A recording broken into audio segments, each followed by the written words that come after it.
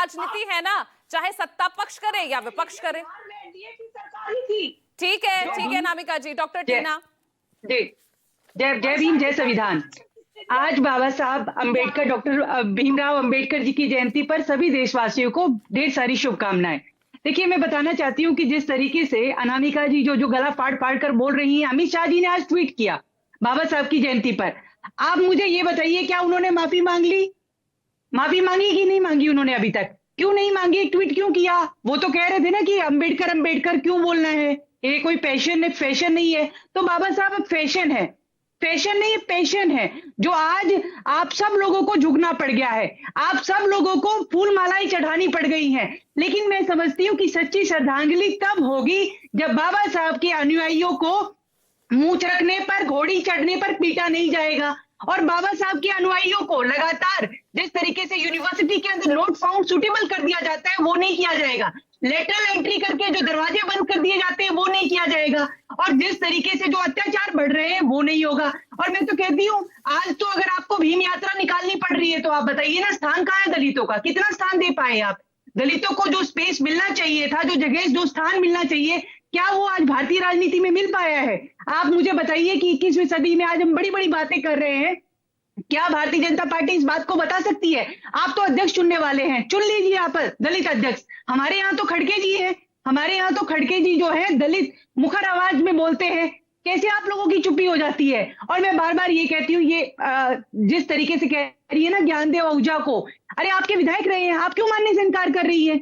और इसी तरीके से फिर कह देती है कि ये तो फ्रिंज एलिमेंट है। आपने यही नुपुर शर्मा के साथ किया था। आप कहिए, जिम्मेदारी लीजिए, माफी मांगिए, आप स्वीकार करिए कि आपने टीकाराम जूली का सिर्फ अपमान नहीं किया है, बल्कि अपने आप में एक क्राइम है। आप किसी भी जो चुने हुए विधायक के साथ, सीएलपी लीडर के साथ ऐसा व्यवहार नहीं कर सकते। और है ना ये कि आज आप भी दलित वर्ग को आप भी अम्बेडकर करने पर मजबूर हो गए हैं।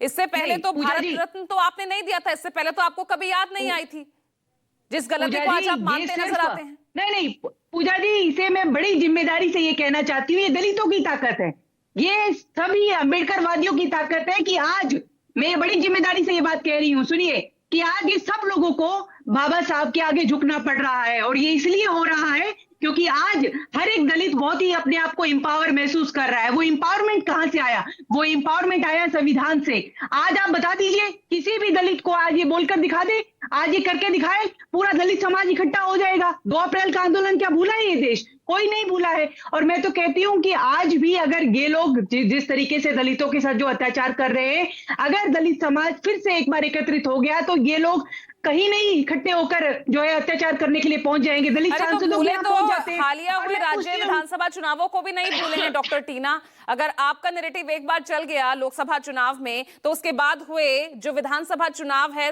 देख लिया ना क्या हुआ। वो दलित वर्ग जो आपके साथ लोकसभा में खड़ा दिखाई दिया, कहां चला गया राज्य के विधानसभा चुनावों में? आपके चैनल पे पहले भी कहा था कि दलितों को आप वोट बैंक समझना बंद करिए। दलित इस देश के प्रतिनिधित्व करने के लिए खड़ा है, दलित एम्पावर। बिहार का चुनाव है तो आप प्रदेश अध्यक्ष दलित को बना देते हैं, कर्नाटक का चुनाव होता है तो आप वहां से एक दलित अध्यक्ष, राष्ट्रीय अध्यक्ष बना देते हैं। चुनावों को देखकर तो आपको भी याद आता है दलितों का रिप्रेजेंटेशन मीडिया। वोट बैंक की राजनीति कौन कर रहा है डॉक्टर टीना?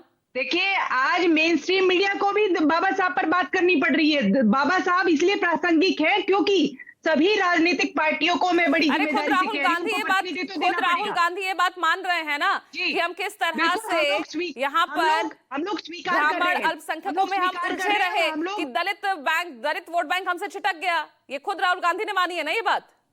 बिल्कुल, हम लोग स्वीकार कर रहे हैं, लेकिन हम ये कहना चाहते हैं, हम दलितों को रिप्रेजेंटेशन देना चाहते हैं। हम उनको जितनी उनकी भागीदारी है, उनको हिस्सेदारी देना चाहते हैं। और मुझे लगता है कि हम मेन स्ट्रीम मीडिया के आप चैनल के धन्यवाद है कि आज आप दलित वोट बैंक, दलित समाज पर बात कर रहे हैं, दलित लोगों पर बात कर रहे हैं। ये बेहद आवश्यक है। हर कोई दलित वोट बैंक की बात कर रहा है, लेकिन अम्बेडकर तो सबके है ना मनीष कुमार जी। जी बिल्कुल, अम्बेडकर डॉक्टर टीना रुकिए अब।